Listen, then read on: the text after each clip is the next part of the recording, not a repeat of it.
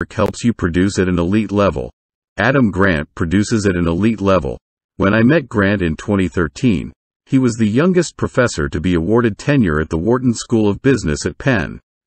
A year later, when I started writing this chapter, and was just beginning to think about my own tenure process, the claim was updated. He's now the youngest FU-LL professor at Wharton. The reason Grant advanced so quickly in his corner of academia is simple. He produces. In 2012, Grant published 7 articles, all of them in major journals. This is an absurdly high rate for his field, in which professors tend to work alone or in small professional collaborations and do not have large teams of students and postdocs to support their research. In 2013, this count fell to 5. This is still absurdly high, but below his recent standards. He can be excused for this dip, however, because this same year he published a book titled Give and Take, which popularized some of his research on relationships in business. To say that this book was successful is an understatement. It ended up featured on the cover of the New York Times Magazine and went on to become a massive bestseller. When Grant was awarded full professorship in 2014, he had already written more than 60 peer-reviewed publications in addition to his best-selling book. Soon after meeting Grant, my own academic career on my mind, I couldn't help but ask him about his productivity. Fortunately for me, he was happy to share his thoughts on the subject. It turns out that Grant thinks a lot about the mechanics of producing at an elite level. He sent me, for example, a collection of PowerPoint slides from a workshop he attended with several other professors in his field. The event was focused on data-driven observations about how to produce academic work at an optimum rate. These slides included detailed pie charts of time allocation per season, a flowchart capturing relationship development with co-authors, and a suggested reading list with more than 20 titles. These business professors do not live the cliché of the absent-minded academic lost in books and occasionally stumbling on a big idea. They see productivity as a scientific problem to systematically solve, a goal Adam Grant seems to have achieved. Though Grant's productivity depends on many factors, there's one idea in particular that seems central to his method: the batching of hard but important intellectual work into long, uninterrupted stretches. Grant performs this batching at multiple levels. Within the year, he stacks his teaching into the fall semester, during which he can turn all of his attention to teaching well and being available to his students. This method seems to work, as Grant is currently the highest-rated teacher at Wharton and the winner of multiple teaching awards. By batching his teaching in the fall, Grant can then turn his attention fully to research in the spring and summer, and tackle this work with less distraction. Grant also batches his attention on a smaller timescale. Within a semester dedicated to research, he alternates between periods where his door is open to students and colleagues, and periods where he isolates himself to focus completely and without distraction on a single research task. He typically divides the writing of a scholarly paper into 3 discrete tasks: analyzing the data, writing a full draft, and editing the draft into something publishable. During these periods, which can last up to 3 or 4 days, he'll often put an out-of-office autoresponder on his email so correspondents will know not to expect a response. It sometimes confuses my colleagues, he told me. They say, "You're not out of office. I see you in your office right now." But to Grant, it's important to enforce strict isolation until he completes the task at hand. My guess is that Adam Grant doesn't work substantially more hours than the average professor at an elite research institution. Generally speaking, this is a group prone to workaholism, but he still manages to produce more than just about anyone else in his field. I argue that his approach to batching helps explain this paradox. In particular, by consolidating his work into intense and uninterrupted pulses, he's leveraging the following law of productivity. High-quality work produced equals time spent, x, intensity of focus. If you believe this formula, then Grant's habits make sense. By maximizing his intensity when he works, he maximizes the results he produces per unit of time spent working. This is not the first time I've encountered this formulaic conception of productivity. It first came to my attention when I was researching my second book, How to Become a Straight A Student, many years earlier. During that research process, I interviewed around 50 ultra-high scoring college undergraduates from some of the country's most competitive schools. Something I noticed in these interviews is that the very best students often studied less than the group of students right below them on the GPA rankings. One of the explanations for this phenomenon turned out to be the formula detailed earlier. The best students understood the role intensity plays in productivity and therefore went out of their way to maximize their concentration, radically reducing the time required to prepare for tests or write papers, without diminishing the quality of their results. The example of Adam Grant implies that this intensity formula applies beyond just undergraduate GPA and is also relevant to other cognitively demanding tasks. But why would this be? An interesting explanation comes from Sophie Leroy, a business professor at the University of Minnesota. In a 2009 paper, titled, intriguingly, "Why is it so hard to do my work?" Leroy introduced an effect she called attention residue.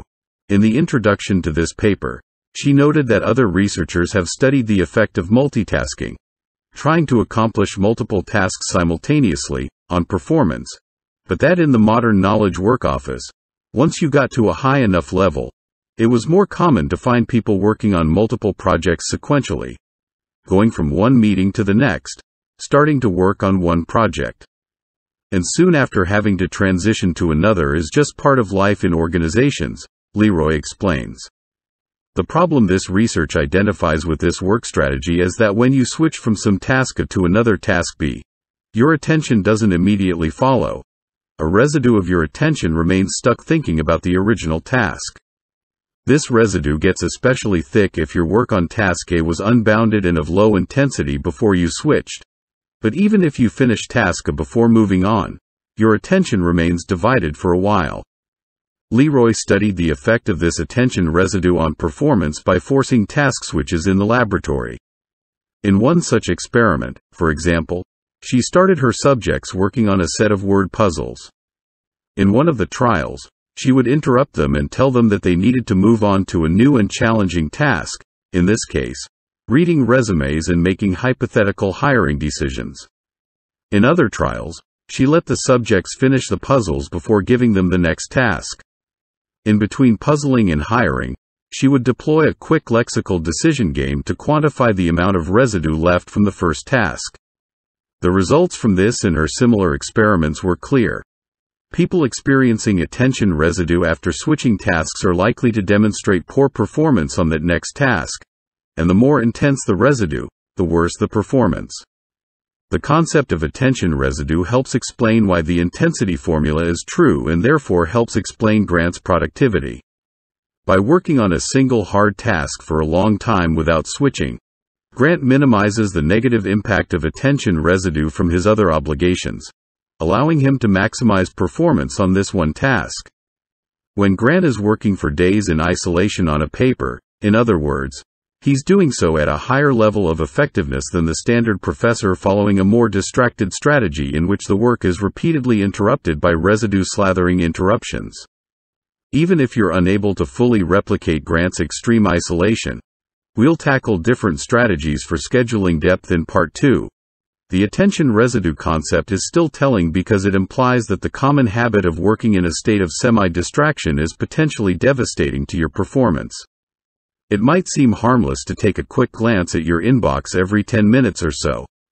Indeed, many justify this behavior as better than the old practice of leaving an inbox open on the screen at all times, a strawman habit that few follow anymore. But Leroy teaches us that this is not in fact much of an improvement. That quick check introduces a new target for your attention. Even worse, by seeing messages that you cannot deal with at the moment, which is almost always the case, you'll be forced to turn back to the primary task with a secondary task left unfinished. The attention residue left by such unresolved switches dampens your performance. When we step back from these individual observations, we see a clear argument form. To produce at your peak level, you need to work for extended periods with full concentration on a single task free from distraction. Put another way, the type of work that optimizes your performance is deep work. If you're not comfortable going deep for extended periods of time, it'll be difficult to get your performance to the peak levels of quality and quantity increasingly necessary to thrive professionally. Unless your talent and skills absolutely dwarf those of your competition, the deep workers among them will outproduce you. What about Jack Dorsey? I've now made my argument for why deep work supports abilities that are becoming increasingly important in our economy. Before we accept this conclusion, however, we must face a type of question that often arises when I discuss this topic. What about Jack Dorsey? Jack Dorsey helped found Twitter. After stepping down as CEO, he then launched the payment processing company Square. To quote a Forbes profile, he is a disruptor on a massive scale and a repeat offender. He is also someone who does not spend a lot of time in a state of deep work.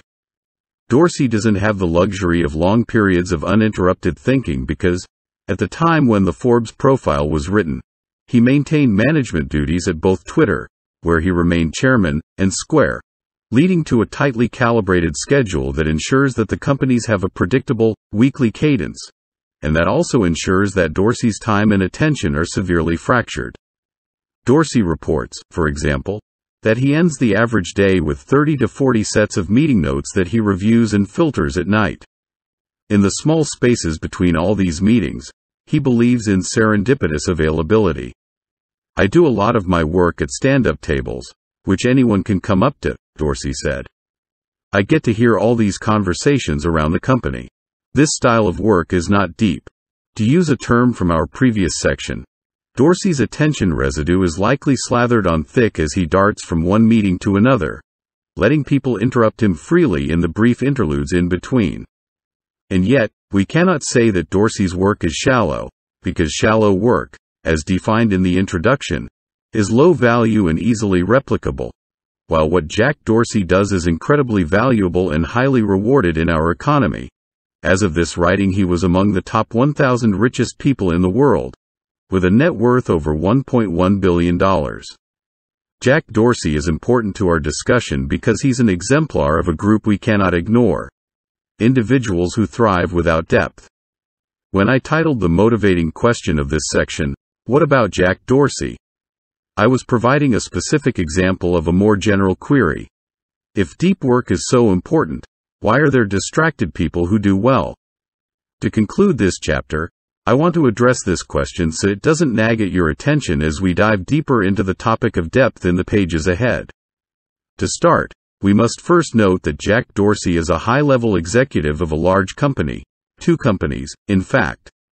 Individuals with such positions play a major role in the category of those who thrive without depth, because the lifestyle of such executives is famously and unavoidably distracted. Here's Kerry Trainor, CEO of Vimeo, trying to answer the question of how long he can go without email. I can go a good solid Saturday without. Well, most of the daytime without IT. I mean, I'll check it, but I won't necessarily respond. At the same time, of course, these executives are better compensated and more important in the American economy today than in any other time in history.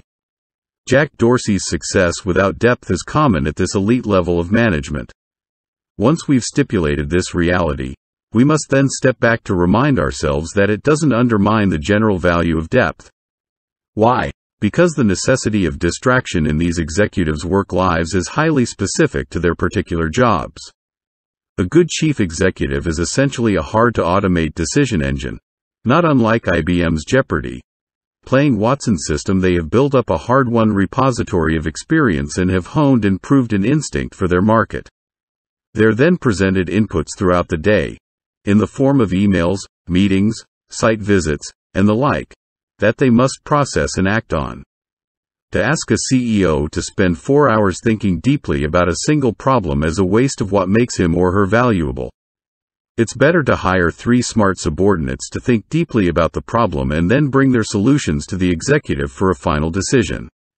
This specificity is important because it tells us that if you're a high-level executive at a major company, you probably don't need the advice in the pages that follow.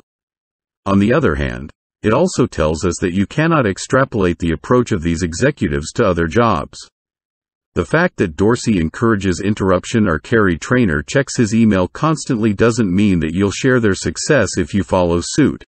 Their behaviors are characteristic of their specific roles as corporate officers. This rule of specificity should be applied to similar counterexamples that come to mind while reading the rest of this book. There are, we must continually remember, certain corners of our economy where depth is not valued. In addition to executives, we can also include, for example, certain types of salesmen and lobbyists, for whom constant connection is their most valued currency. There are even those who manage to grind out distracted success in fields where depth would help.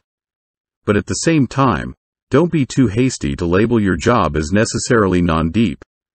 Just because your current habits make deep work difficult doesn't mean that this lack of depth is fundamental to doing your job well. In the next chapter, for example, I tell the story of a group of high-powered management consultants who were convinced that constant email connectivity was necessary for them to service their clients. When a Harvard professor forced them to disconnect more regularly, as part of a research study, they found, to their surprise, that this connectivity didn't matter nearly as much as they had assumed. The clients didn't really need to reach them at all times, and their performance as consultants improved once their attention became less fractured. Similarly, several managers I know tried to convince me that they're most valuable when they're able to respond quickly to their team's problems, preventing project logjams. They see their role as enabling others' productivity, not necessarily protecting their own. Follow-up discussions, however, soon uncovered that this goal didn't really require attention-fracturing connectivity. Indeed, many software companies now deploy the Scrum project management methodology, which replaces a lot of this ad hoc messaging with regular, highly structured, and ruthlessly efficient status meetings, often held standing up to minimize the urge to bloviate. This approach frees up more managerial time for thinking deeply about the problems their teams are tackling, often improving the overall value of what they produce. Put another way, deep work is not the only skill valuable in our economy, and it's possible to do well without fostering this ability, but the niches where this is advisable are increasingly rare. Unless you have strong evidence that distraction is important for your specific profession, you're best served, for the reasons argued earlier in this chapter, by giving serious consideration to depth.